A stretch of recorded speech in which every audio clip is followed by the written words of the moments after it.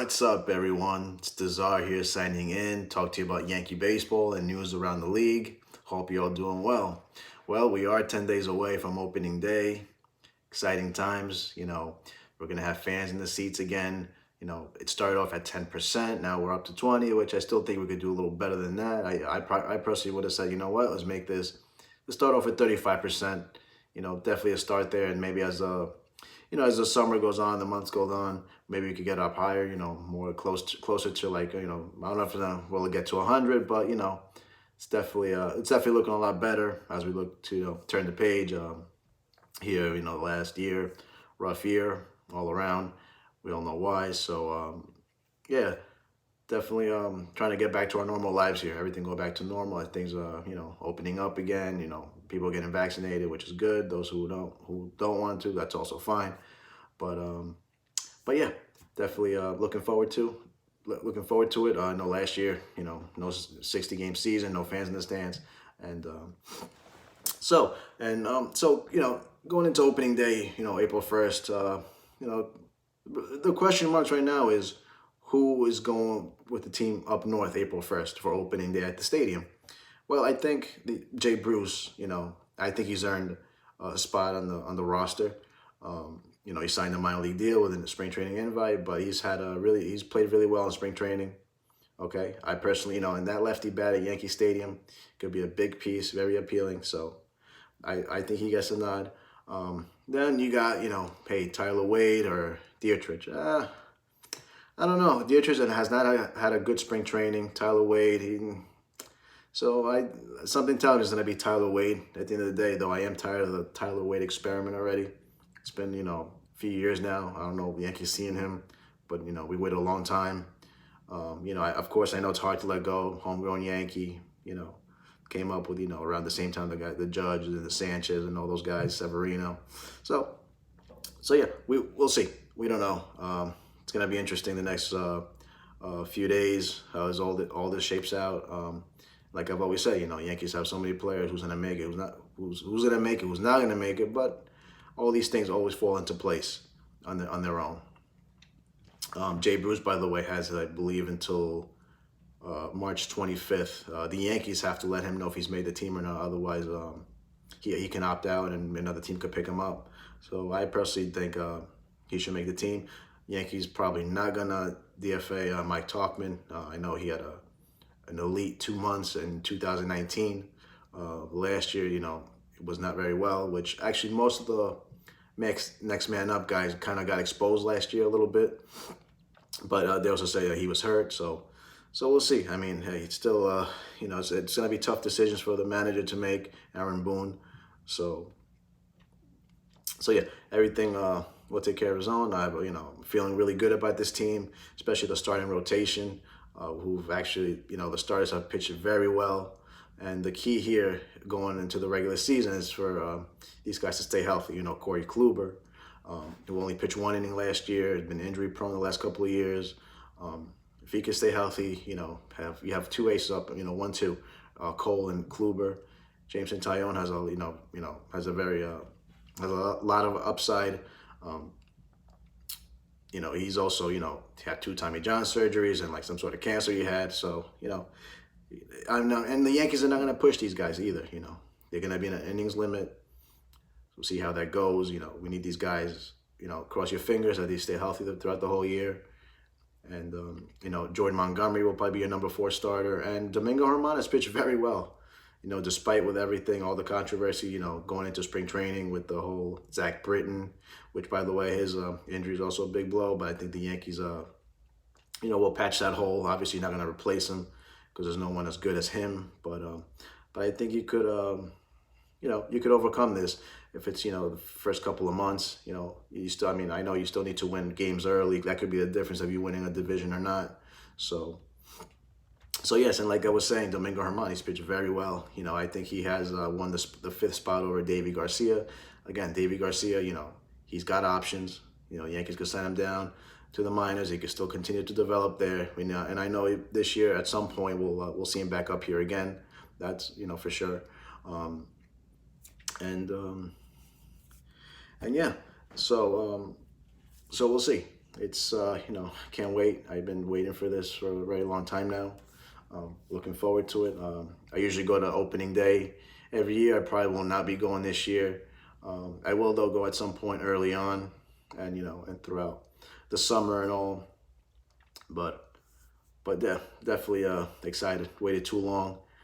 I know never envisioned myself not going to the stadium for one full year, but we all know why. We all know the circumstances, but I can live without it. Worst things have happened, so there's that. And yes, the Yankees actually are underway against the Phillies right now. Last time I checked, they were trailing 4-0. The great Michael Kay and John Sterling there have the call. Reminds me. I grew up listening to them on the radio when they were both on 880 WCBS and 770 ABC. Great call, brings back a lot of memories. Those great, Yankee late '90s teams, early 2000 there. It's very, very nostalgic feeling. But yes, and one topic I want to bring up is Yankee fans. Still, I've been looking, on Twitter, still drooling over Didi Gregorius. Listen, I was disappointed the Yankees did not bring back Didi Gregorius, but at some point you have to turn the page already. Okay, he hasn't been here for it's going to be 2 years already, and yes, you know what? Let's turn the page already. Let me tell you something here, but let's not forget, he was a great player with us. Okay, he carried this team. He was clutch, but then again, he's not Derek Jeter. Okay, it's like fans are missing him more than they missed Derek Jeter after he retired. So, like I said, I don't want him to leave either. And let's not forget either, these are the same fans that wanted to run him out of town after this first 9 games in 2015, But, yeah, I was disappointed when the Yankees didn't bring back Girardi. But you know what? You get over it, you turn the page. That's just how it is. And the reason the Yankees didn't bring back Didi, they had another, as a great organization, they already have a plan in mind. And unfortunately, that plan did not include Didi. That's how it is. So now I'm going to give you my picks, my division winners, each league. So we'll start off with the AL East. I'm going to go with the Yankees. I think they have the best roster, pitching and lineup. So I know the Tampa Bay Rays, they probably took a little bit of a step back, but they're still going to be a pain in the ass right there. But I think the Yankees will overcome them and win the AL East. The Toronto Blue Jays, listen, they have a great lineup. Okay, but their pitching does not really convince me. Okay, and I believe their relief pitcher Kirby Yates is injured again. That's not what you want going to the season. So. And let's see, the AL Central. AL Central, I'm going to go with the Twins. I think the Twinkies, the veterans on that team with Nelson Cruz, Josh Donaldson, I think will overcome the Chicago White Sox, which, they'll probably be a playoff team, but I think the division will be out of the, I think the Twins will win the AL Central. Now, the AL West. I still think Houston probably has like the best lineup, the better team out of the Angels and Oakland. And let's see, I think believe it or not, I think the Oakland A's is my sleeper team in that division. Believe it or not, they've always been there with very little. They're a very well run organization. They always seem to patch up the holes of which they have in the last couple of years. So yeah, I picked the Oakland A's. Now the NL East.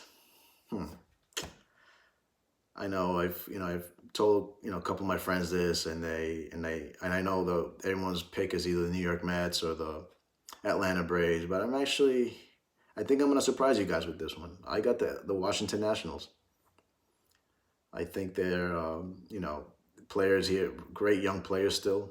Trey Turner, Juan Soto. They've done it already, won a World Series. They have that experience and they know what it takes to win.